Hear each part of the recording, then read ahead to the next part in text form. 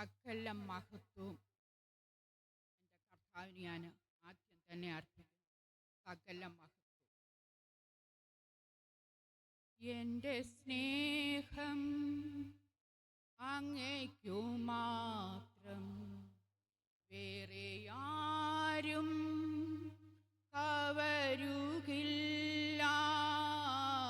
എൻ്റെ വെല്ലാം അങ്ങേക്കു മാത്രം, എന്നെ മൂറ്റും സമർപ്പിക്കും. എന്നെ മൂറ്റും തരുന്നിതാ, എന്നെ മൂറ്റും തരുന്നിതാ. ദൈവത്തിൻ്റെ അതിപരിശുദ്ധ നാമം വാഴ്ത്തപ്പെടുമാറാകട്ടെ. നമുക്ക് എല്ലാവർക്കും ചേർന്ന് നമ്മളിപ്പോൾ കേട്ടതുപോലെ തന്നെ ഈ വചനം മാത്രമേ ഉള്ളൂ ജീവിപ്പിക്കുന്നത്. ലോകപ്രകാരം നമുക്ക് എന്തെല്ലാം ഉണ്ടെങ്കിലും ഈ വചനം ഉണ്ടെങ്കിൽ, ലോകപ്രകാരം ഒന്നുമില്ലെങ്കിലും നമുക്ക് എല്ലാം ഉണ്ട്. എൻ്റെ ജീവിതത്തിൻ്റെ അനുഭവത്തിൽ നിന്നാണ് ഈ വചനത്തിൻ്റെ ശക്തിയെക്കുറിച്ച് ഞാൻ ഷെയർ ചെയ്യാൻ ആഗ്രഹിക്കുന്നത്. നമുക്കറിയാവുന്ന കുറേ വചനമാണ്. ആ വചനം ആദ്യം ഒന്ന് ക്ലെയിം ചെയ്തിട്ട് എന്നെ എൻ്റെ പ്രതിസന്ധികളിൽ നിന്നും വിടുവിക്കുന്ന എൻ്റെ കർത്താവിനെ ഞാൻ സന്തോഷത്തോടെ മറ്റുള്ളവരിലേക്ക് ഷെയർ ചെയ്യുവാൻ ആഗ്രഹിക്കുന്നു. ഇതെല്ലാം നമുക്കറിയാവുന്ന വചനമായി ഇതിനെ ബേസ് ചെയ്തായിരിക്കും ഇന്ന് എൻ്റെ സംസാരം, എൻ്റെ ജീവിതത്തിൽ ഇതെങ്ങനെ ദൈവം പ്രവർത്തിച്ചു എന്നുള്ളത്. സങ്കീർത്തനം 118:24, സാംസ് 118:24. ഇത് യഹോവ ഉണ്ടാക്കിയ ദിവസം ഇന്ന് നാം സന്തോഷിച്ചാനന്ദിക്കുക. അറിയാവുന്നവർ ചേർന്ന് പറയണം. ഇത് നമ്മൾ ഒരുമിച്ചാ ക്ലെയിം ചെയ്യുന്നത്. നമുക്ക് എല്ലാവർക്കും ഒരേപോലെ അനുഗ്രഹമാണ്. എൻ്റെ സാക്ഷ്യം എന്ന് പറയുന്നത് എൻ്റെ സാക്ഷ്യം കേൾക്കുന്നതല്ല, ഇത് കേൾക്കുന്നവർക്ക് അതുപോലെ വിടുതലും എനിക്കും. അത് എൻ്റെ ഒരു ഇതെന്ന് പറഞ്ഞാൽ ഞാൻ ആദ്യം എനിക്കെടുത്തിട്ടാണ് മറ്റുള്ളവർക്ക് ഷെയർ ചെയ്യുന്നത്. കാരണം അതാണ് ഏറ്റവും ബലമുള്ളതും ശക്തിയുള്ളതും. നമുക്കായിട്ട് ആദ്യം ഏറ്റെടുക്കണം, എന്നിട്ട് പകരണം. അത് രണ്ടു കൂട്ടർക്കും. വചനം ഇരുവായ്ത്തലയുള്ള വാള, അത് ഏത് വാളിനേക്കാളും മൂർച്ചയേറിയതാണ്. പറയുന്നവർക്കും കേൾക്കുന്നവർക്കും ഒരുപോലെ അതിൻ്റെ ക്രിയ ചെയ്യും. ഇന്നത്തെ ഇതിനെക്കുറിച്ച് ഒരു വാചകം പറ്റി. ഇന്ന് എൻ്റെ പ്രത്യേകതയുള്ളൂ. നമുക്കറിയാം എല്ലാ ദിവസവും യഹോവ ഉണ്ടാക്കിയ ദിവസം തന്നെയാണ്. എല്ലാ ദിവസവും സന്തോഷമുള്ളത്. എന്നാൽ നമുക്ക് ഓരോരുത്തർക്കും ഉണ്ട് ചില ദിവസം കൂടുതൽ സന്തോഷമുള്ളത്. ഇന്ന് ഞാനിത് പറയാൻ കാരണം, നിങ്ങൾക്കറിയാം ഞാനൊരു വലിയ പ്രതിസന്ധിയിലൂടെ, അതിനെക്കുറിച്ച് ഞാൻ കൂടുതൽ പറയുന്നില്ല, എല്ലാവർക്കും അറിയാവുന്നതുകൊണ്ട്, കടന്നു പോയപ്പോൾ ഞാൻ കുറച്ച് നാളെ എറണാകുളത്ത് ചെന്ന് എൻ്റെ ഫ്രണ്ടിൻ്റെ കൂടെ 4 പേരെന്നെ വിളിച്ചു, സജി ഒന്ന് മാറി നിൽക്ക്. പക്ഷേ ഒരിടത്ത് പോകാൻ എൻ്റെ കർത്താവ് എന്നെ ലീഡ് ചെയ്തു. ഞാൻ അവിടെ പോയി. എൻ്റെ കൂട്ടുകാരിയാണ്. എനിക്ക് 10-40 എനിക്ക് കുടുംബമായിട്ട് സഹിച്ചാനുള്ളപ്പോൾ തന്നെ ഞങ്ങൾക്ക് കുടുംബമായിട്ട് പരിചയമുള്ളതാണ്. ആ ഭവനമെന്ന് പറഞ്ഞാൽ എൻ്റെ ഫ്രണ്ട്, എൻ്റെ പിതാവ് തമ്പുരാക്കന്മാരുടെ കുടുംബത്തിൽ, മാതാവ് നായന്മാരുടെ കുടുംബത്തിൽ അങ്ങനെ ജനിച്ചു വളർന്ന ഒരു കൂട്ടുകാരിയാണ് എൻ്റെ ആ കൂട്ടുകാരി. ഞാൻ അതിശയിച്ചു. കാരണം ഒരു രഹസ്യ ശിഷ്യാനാണ് എനിക്കതിന് എൻ്റെ ഫ്രണ്ടിനെ കുറിച്ച് എനിക്ക് വന്നത്. ഞാൻ പറഞ്ഞു അതൊരിക്കൽ പരസ്യമാവും. കാരണം ഒരു കൂട്ടം ജനത്തെ വിടുവിക്കാൻ കണ്ടിരിക്കുന്ന എൻ്റെ ആ ഫ്രണ്ടിനെ ഞാൻ കൂടുതലായിട്ട് മാസം താമസിച്ചു. അപ്പോഴാണ് എനിക്ക് മനസ്സിലായത്, ഒരു കൂട്ടായ്മയില്ല, ദുബായിലായിരുന്നു. ദുബായി കർത്താവിനെ കണ്ടു, കർത്താവിനെ ഫുൾ ടൈം ആരാധിച്ചു. എന്നാൽ തിരികെ നമ്മുടെ നാട്ടിൽ വന്നപ്പോൾ സാഹചര്യം അങ്ങനെയാണ്. മറ്റ് മതത്തിൽ നിന്നും വന്നതല്ലേ, വീട്ടിൽ ഒരു കൂട്ടായ്മയ്ക്ക് പോകാൻ സാധിക്കുന്നില്ല, വചനം വായിക്കാൻ സാധിക്കുന്നില്ല. യൂട്യൂബിൽ നമ്മളൊക്കെ എത്രയോ പ്രസംഗങ്ങൾ കേൾക്കുന്നു, അതിന് പറ്റില്ല. സാഹചര്യം അതാണ്. എന്നാൽ ഓരോ ദിവസവും ഭക്ഷിക്കുന്ന വചന ഭക്ഷണം എന്തായിരുന്നെന്നോ, PG വർഗീസ് പാസ്റ്ററിൻ്റെ കലണ്ടറുണ്ട്. ആ ഓരോ ദിവസവും ഓരോ വേഴ്സ് വീട്ടിലുള്ളവർ കാണണ്ട എന്ന് വെച്ചാൽ ഇതിന് എതിർപ്പുള്ളവർ കാണാതെ ഒരു ഡോറിൻ്റെ ബാക്കിൽ അത് തൂക്കിയിട്ടേക്കുന്നത്. അവിടെ ചെന്ന് ആ ഒരു വചനം എടുക്കും. അതുകൊണ്ട് ആ ഒരു ദിവസം മുഴുവൻ നടക്കും. വീട്ടിൽ എല്ലാ പ്രതികൂലങ്ങളും ഉണ്ട്, എന്നാൽ സന്തോഷത്തോടെ എൻ്റെ കർത്താവ് എന്നെ നടത്തുന്നു എന്ന് പറഞ്ഞ് എനിക്ക് അവിടെ പോയി നിൽക്കാൻ അവിടുത്തെ സാഹചര്യം എല്ലാം ഇതായിട്ടല്ലേ എന്നെ കർത്താവ് അവിടെ അയച്ചു, എന്നെ പലതും പഠിപ്പിച്ചു. ഈ ദൈവം വലിയവൻ. നമ്മൾ നമ്മുടെ ഹൃദയം കൊണ്ടൊന്ന് ആഗ്രഹിച്ചാൽ മതി, കർത്താവേ സത്യം ഏതാണെന്ന് എന്നെ ഒന്ന് മനസ്സിലാക്കി തരണമെന്ന്. ഞാൻ അങ്ങനെ ആഗ്രഹിച്ച ഒരാളാണ്. കർത്താവിനെ രക്ഷിതാവായിട്ട് സ്വീകരിച്ചാൽ നമ്മളങ്ങ് സ്വർഗത്തിൽ പോകുമ്പോൾ എങ്ങനെ നമുക്കൊന്ന് അറിയണമല്ലോ. അറിഞ്ഞാൽ മതി, കർത്താവ് നമ്മളെ മനസ്സിലാക്കി തരും. അത് നമ്മുടെ കൊച്ചു ബുദ്ധിക്കാൻ ഓരോരുത്തരുടെയും അവസ്ഥയനുസരിച്ച് കർത്താവ്. അതുകൊണ്ട് ഇവിടെ ഇരിക്കുന്ന വിവിധ പ്രായക്കാരുണ്ട്, കൊച്ചുങ്ങൾ മുതൽ. കുഞ്ഞുങ്ങളെ വചനം കേൾപ്പിച്ചോർത്ത് സ്തോത്രം. ഞാൻ എപ്പോഴും ഓർക്കും, ഒരു ചെറുപ്പം മുതൽ ആ ധൈര്യം കിട്ടണം. എനിക്കൊന്നും അത് കിട്ടിയിട്ടില്ല. കർത്താവ് തന്ന ധൈര്യം മാത്രമേ ഉള്ളൂ എനിക്ക്. ഈ ഒരു വചനത്തിൻ്റെ ശക്തി ഇല്ലെങ്കിൽ ഇന്ന് ഞാനിങ്ങനെ നിൽക്കത്തില്ല. അങ്ങനെ ഒരാളാണ് ഞാൻ. അപ്പം നിങ്ങൾ അതൊന്ന് മനസ്സിലാക്കിക്കോ. അപ്പോൾ കുഞ്ഞിലേ മുതൽ കുഞ്ഞുങ്ങളെ ആ വചനം ഒന്ന് പഠിപ്പിച്ച്, അതവരും അർത്ഥവും അറിയത്തില്ല, ഒന്നും അറിയത്തില്ല, അവർ ജസ്റ്റ് അത് ക്ലെയിം ചെയ്യട്ടെ. അത് അവരിൽ ക്രിയ ചെയ്യും, അതവരെ ജീവിപ്പിക്കും, അതവരെ പ്രശ്നങ്ങളും പ്രതികൂലങ്ങളും തരണം ചെയ്യാൻ അവരെ സഹായിക്കും. ശിശുക്കളെ എൻ്റെ അടുക്കിലേക്ക് വരുവാൻ വിടുവിൻ, അവരെ തടുക്കരുതെന്ന് എന്താ കർത്താവ് പറഞ്ഞത്? ശിശുക്കളുടെ ഹൃദയം. ഞാനിവിടെ ഞങ്ങളുടെ സഭയിലെ ഓർക്കും, ജോഷുവ ആ പിതാവ് ബിനു ബ്രദർ ചെയ്യുന്ന പോലെ പുറകെ നടന്ന് കൈയടിക്കും, അവിടെ കാണിക്കുന്ന അതാണ് ഇമിറ്റേറ്റ് ചെയ്യുന്നത്. അതാ പ്രായം. വേറെ പ്രവീണയുടെ ഒരു രണ്ടാമത്തെ മോളുണ്ട്, അവൾ നല്ല ധൈര്യമായിട്ട് ഇതുവഴി വന്നത്. എനിക്ക് ഭയങ്കര ഇഷ്ടമാണ് കൊച്ചിനെ കാണുന്നത്. കാരണം എനിക്ക് ഉറക്കമുണ്ടെങ്കിൽ അതും പോകും. അതേസമയം ഈ കുട്ടിയുടെ ആ ധൈര്യം, ഞാനൊരു ചെറിയ ഇടയ്ക്ക് ഞാൻ മയങ്ങി പോകാറുണ്ട്. പക്ഷേ ഉണർത്തുന്ന കുഞ്ഞ്, വേറൊരു കൊച്ചു കുഞ്ഞുണ്ട്, ഒരു നവോമി എന്നും പറഞ്ഞു, ഓടിയുടെ ഒരു ഓടിപ്പോവും. ഇതെല്ലാം നമ്മൾ ഓരോരുത്തരിൽ നിന്നും നമുക്ക് പഠിക്കുവാൻ ഒത്തിരിയുണ്ട്. അങ്ങനെ ഇന്നത്തെ ദിവസം എൻ്റെ ആ ഫ്രണ്ടും മോക്കും, അവർ കൊച്ചിയിലാണ്. അവർ വെളുപ്പിന് വണ്ടി പിടിച്ച്, ആദ്യം ട്രെയിനിന് വരണമെന്ന് വിചാരിച്ച്, മഴയായിരുന്നു. അവരുടനെ വണ്ടി പിടിച്ച് വീട്ടിലെത്തി. എൻ്റെ കൂടെ ഇന്ന് ആരാധനയ്ക്ക് വന്നിരിക്കുന്നു. ഈ കേരളത്തിൽ ഇന്ന് വരെ അവർക്ക് ഒരു ചർച്ചിൽ പോകാൻ പറ്റിയിട്ടില്ല. അപ്പം ഞാൻ ഇരുന്ന് എൻ്റെ കാര്യം ഒന്ന് ഓർത്തു. ക്രിസ്ത്യാനി കുടുംബത്തിൽ ജനിച്ച എനിക്ക് ഒരു വിശ്വാസത്തിന് വേണ്ടി നിന്നപ്പോൾ ഞാൻ സഹിച്ചത് എന്തെന്ന് അറിയാവുന്നവർക്കറിയാം. അപ്പം എന്തുമാത്രം പ്രയാസങ്ങളായിരിക്കും അങ്ങനെയുള്ളവർക്ക് അനുഭവിക്കേണ്ടി വരുന്നത്. അപ്പം എനിക്ക് കൂടുതൽ ഭാരം തന്നിരിക്കുന്ന ഹിന്ദു ബാക്ക്ഗ്രൗണ്ടിൽ നിന്നും വന്ന വിശ്വാസികളെ ഓർത്താം. ഇവിടെ എൻ്റെ ഹസ്ബൻഡ് ഉണ്ടായിരുന്നപ്പോൾ പ്രൈസ് പാസ്റ്ററൊക്കെ കുവൈറ്റിൽ വരുമ്പോൾ അപ്പം മുതലുള്ള പരിചയമാണ്. അതുകൊണ്ട് അതാണ് ഞാൻ ഇവിടെ ഞങ്ങൾ ഈ ചർച്ചിൽ മെമ്പർഷിപ്പ് എടുക്കാനുള്ളതും. ഇവിടെയുള്ള ആരെയും അറിയത്തില്ല, എന്നാൽ ദൈവദാസനെ അഭിഷിക്തനെ അറിയാവുന്നത് കൊണ്ട് പ്രാർത്ഥനയിൽ വെച്ചിരുന്ന ഒരു വിഷയമാണ് ഇവിടെ മെമ്പർഷിപ്പ്. ഇവിടെ വരാൻ സാധിച്ചു. ഞാൻ പാസ്റ്ററിൻ്റെ കാര്യം പറയുമ്പോൾ എൻ്റെ സൈനിച്ചാൻ പറയുന്ന ഓർക്കുന്നത്. അപ്പോൾ ഫ്രണ്ട്സൊക്കെ ഇങ്ങനെ ഏത് പാസ്റ്ററാവും വെച്ചാന്നൊക്കെ ചോദിക്കുന്നുണ്ട്. പറയുന്ന പ്രൈസ് പാസ്റ്റർ എന്ന് പേര് പറയത്തില്ല, EMS നമ്പൂതിരിപ്പാടില്ലേ നമ്മുടെ EMS നമ്പൂതിരിപ്പാടിൻ്റെ പെങ്ങടെ കൊച്ചുമോന, അതാ സൈമിച്ചാൻ്റെ ഹൈലൈറ്റ്. അപ്പോൾ EMS നമ്പൂതിരിപ്പാടിനെ എല്ലാവർക്കും അറിയാം, അത് ഏത് ബാക്ക്ഗ്രൗണ്ടിൽ നിന്നും. അപ്പം എന്നിട്ട് സൈനിച്ചാൻ തന്നെ പറയും, നമ്മളൊക്കെ ഇങ്ങനെ ക്രിസ്ത്യാനിയാണെന്നും പറഞ്ഞുകൊണ്ടിരിക്കുന്നു, ദൈവത്തിൻ്റെ വചനം കേൾക്കണമെങ്കിൽ. അങ്ങനെ സൈനിച്ചാൻ അനേകർക്ക് ഈ ഹെവൻലി മന്ന അയച്ചു കൊടുക്കുമായിരുന്നു. 260 എങ്ങാണ്ട് പേർക്ക്. ഞാൻ ആ ഹെവൻലി മന്നയുടെ കാര്യവും കൂടെ ഞാനൊന്ന് ഓർപ്പിക്കാം. അനേകർക്ക് ഏറ്റവും അനുഗ്രഹീതമായ ഒരു വചനമാണ് രാവിലത്തെ ഹെവൻലി മന്ന. എൻ്റെ പല പ്രതിസന്ധിയിലും ഞാനത് വരാൻ നോക്കിയിരിക്കും. ഒത്തിരിയും പ്രാവശ്യവും ആ നമ്മുടെ ഹൃദയത്തിന് വേണ്ടുന്നതായ വചനം തന്നെയായിരിക്കും. എൻ്റെ പ്രിയ കൂട്ടുകാരിക്ക് അത് അയച്ചു കൊടുക്കുന്ന എൻ്റെ കൂട്ടുകാരുടെ മോള് വന്നിട്ടുണ്ട്. ആ മോൾ എന്നോട് പറയും, സജിയാൻറ്റി ഒരു ദിവസം താമസിച്ചാൽ എനിക്ക് പ്രയാസമാണ്, ചിലപ്പം നമ്മൾ ഇച്ചിരി താമസിക്കുമല്ലോ, അത് കേട്ടിട്ടാണ് ഞാൻ ജോലിക്ക് പോകുന്നതെന്ന്. വേറൊരു ആൻറ്റിയുണ്ട്, എന്നോട് പറയും, മോളെ ഇന്ന് കണ്ടില്ലല്ലോ. ഞാൻ പറയും, ചിലപ്പോൾ പാസ്റ്റർ വെളിയിലൊക്കെ പോകുമ്പോൾ ഇച്ചിരി താമസിക്കുമല്ലോ നമുക്ക് കിട്ടാനായിട്ട്. അപ്പോൾ എന്നോട് പറയും, അത് എനിക്ക് കേൾക്കണം, ഞാൻ ഉടനെ തന്നെ വരുന്ന ഉടനെ ഞാൻ അയക്കാം ആൻറ്റി എന്ന് പറയും. വേറൊരു ആൻറ്റിയുണ്ട്, എന്നോട് പറയും, ഞാനത് രാവിലെ വരുമ്പോഴും കേൾക്കും മോളെ, ഉറങ്ങുന്നതിന് മുന്നേയും കേൾക്കും, എനിക്ക് നല്ല ഉറക്കവും കിട്ടും. ഇങ്ങനെ ആ ഹെവൻലി മന്ന ദൈവത്തിൽ നിന്നും ശരിക്കും അത് പേര് പോലെ തന്നെ അനുഗ്രഹകരമായി തീരുന്ന ഒരു വചനമാണ്. അതിനായിട്ട് ദൈവത്തിന് സ്തോത്രം ചെയ്യാം. നമ്മളിതൊക്കെ കേട്ട് നല്ലതാ അനുഗ്രഹമാണെന്നോ, അതേസമയം അതിന് എത്ര പ്രാർത്ഥന അതിൻ്റെ പുറകിൽ വേണം. നമ്മുടെ എല്ലാവർക്കും നമ്മളെ ഏൽപ്പിച്ചിരിക്കുന്ന റെസ്പോൺസിബിലിറ്റിയാണ്. നമ്മളെ നടത്തുന്ന ഇടയനെ ഓർത്ത് പ്രാർത്ഥിക്കുക.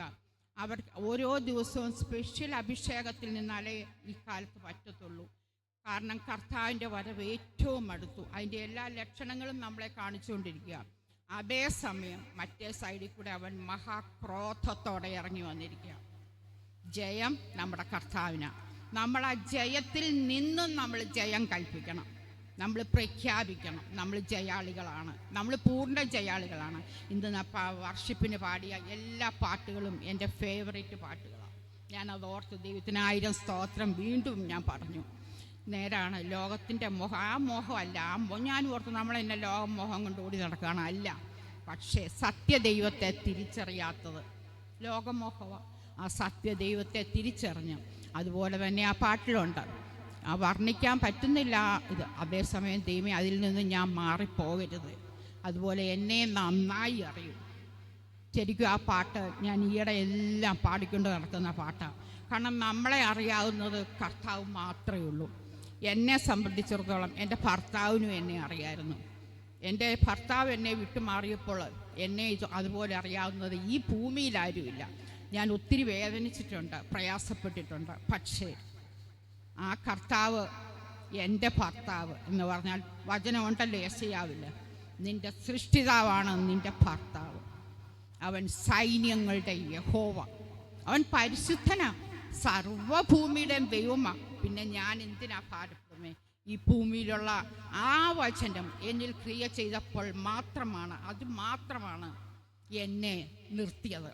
ഞാൻ ഇതൊക്കെ ഷെയർ ചെയ്യുന്ന എന്തിനാന്ന് വെച്ചാൽ, മാതാവില്ലേ, പിതാവില്ലേ, ഭർത്താവില്ലേ, നമ്മൾ ഈ കർത്താവിനെ അറിഞ്ഞാൽ മതി. എല്ലാ റോളും നന്നായി കൈകാര്യം ചെയ്യുന്ന ആളാണിത്. ആ കർത്താവിൽ ആ കർത്താവ് എന്ന് പറയുമ്പോൾ ആരാ?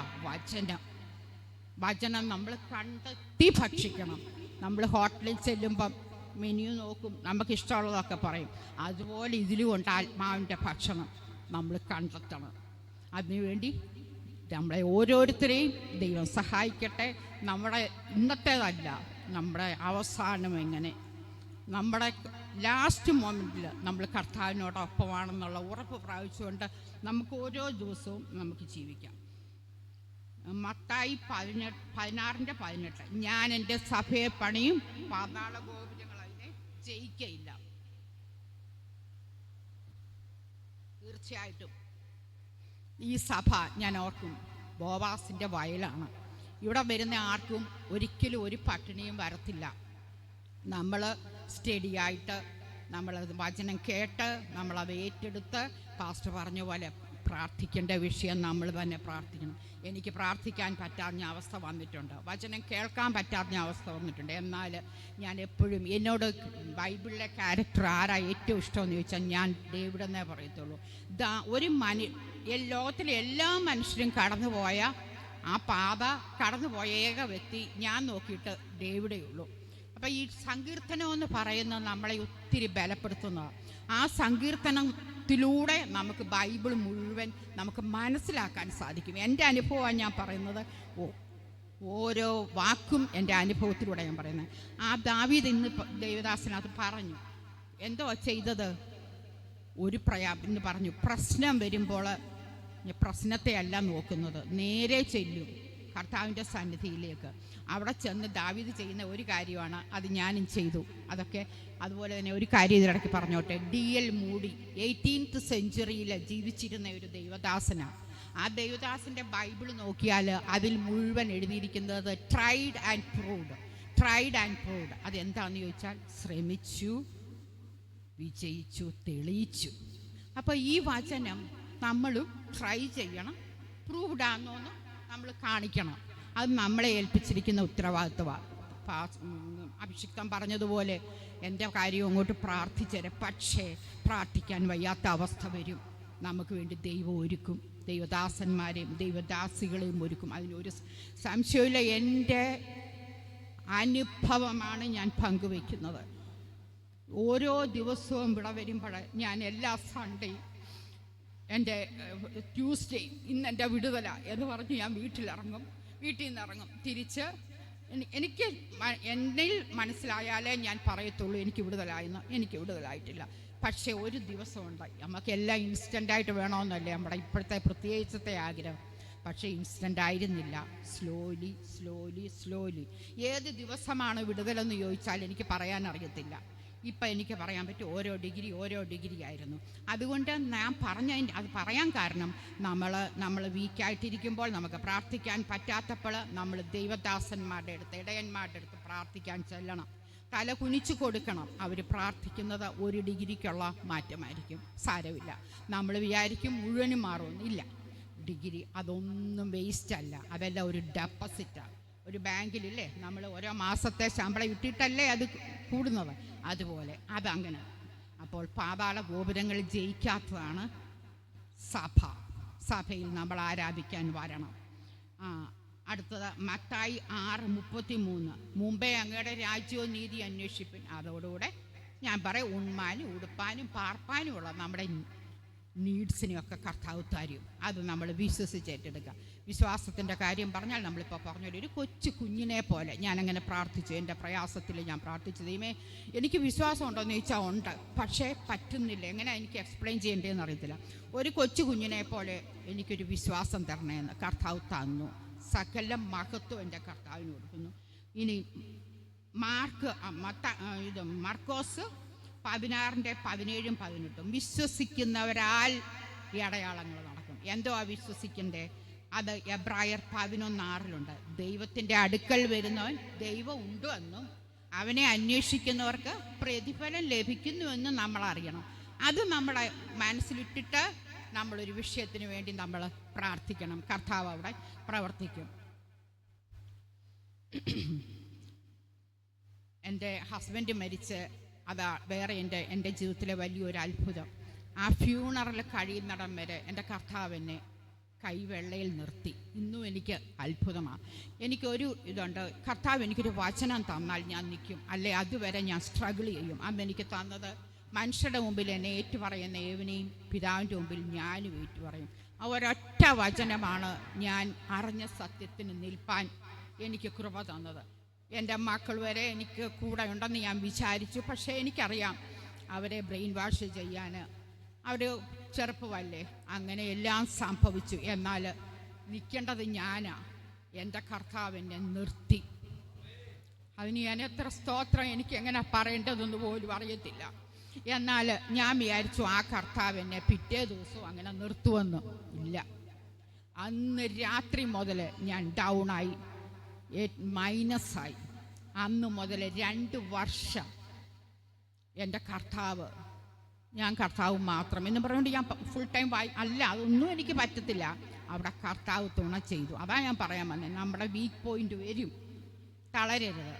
കർത്താവെ 1% അകത്ത് ശക്തിയുണ്ട്, 99 ഇരുട്ട. അപ്പോൾ നമ്മൾ കർത്താവ് എനിക്കൊന്നും അറിയത്തില്ല. അങ്ങനെ ഒരു വചനം അപ്പോഴൊരു വചനമുണ്ട്, ഈ 139 4 മുതൽ 6 വരെ. ദൈവമേ നീ മുഴുവനും അറിയാതെ ഒരു വാക്കും എൻ്റെ നാവിന്മേലില്ല. ഞാൻ 55-ാം സങ്കീർത്തനവും 139-ാം സങ്കീർത്തനവും ദാവീദിനെ പോലെ, ദാവീദിനെ എനിക്ക് വലിയ ഇഷ്ടമാണ്, അത് തന്നെ പറഞ്ഞുകൊണ്ടിരുന്നു. കർത്താവെ എനിക്കൊന്നും അറിയത്തില്ല, എന്നെ നിർത്തണമേ എന്ന്. നീ മുഴുവനും അറിയാതെ ഒരു വാക്കും എൻ്റെ നാവിന്മേലില്ല. നീ മുമ്പും പിമ്പും അടച്ച് നിൻ്റെ കൈ എൻ്റെ മേൽ വെച്ചിരിക്കുന്നു. ഇതെനിക്ക് ഈ പരിജ്ഞാനം എനിക്ക് അത്യത്ഭുതമാകുന്നു. അതെനിക്ക് ഗ്രഹിച്ചു കൂടാതെ വണ്ണം ഉന്നതമായിരിക്കുന്നു. ഈ വചനത്തിൻ്റെ മുമ്പും പിമ്പും അടച്ചു ആ ഭാഗമാണ് ഞാൻ. മറ്റേ പാട്ട് അവിടെ കിടന്നു. എനിക്ക് അതിൻ്റെ ആഴം മനസ്സിലായില്ല. ദൈവമേ നീ മുമ്പും പിമ്പും എന്നെ അടച്ചു വെച്ചിരിക്കുക, ഞാൻ എന്ത് ചെയ്യും? ഈ പരിജ്ഞാനം എന്ന് പറഞ്ഞാൽ ഞാൻ പറയാൻ പോകുന്നത് പിന്നാണ് എന്നെ കർത്താവ് കാണിച്ചു. എൻ്റെ കൈ നിൻ്റെ മേൽ വെച്ചിരിക്കുന്നു. ഓക്കെ, മുമ്പും പിമ്പും നമുക്ക് കോൺസെൻട്രേഷൻ വരുന്നത് മുമ്പും പിമ്പും എന്നെ അടച്ചു. പക്ഷേ അതിൻ്റെ ബാക്കി കിടക്കുന്നു, നിൻ്റെ കൈ എൻ്റെ മേൽ വെച്ചിരിക്കുന്നു.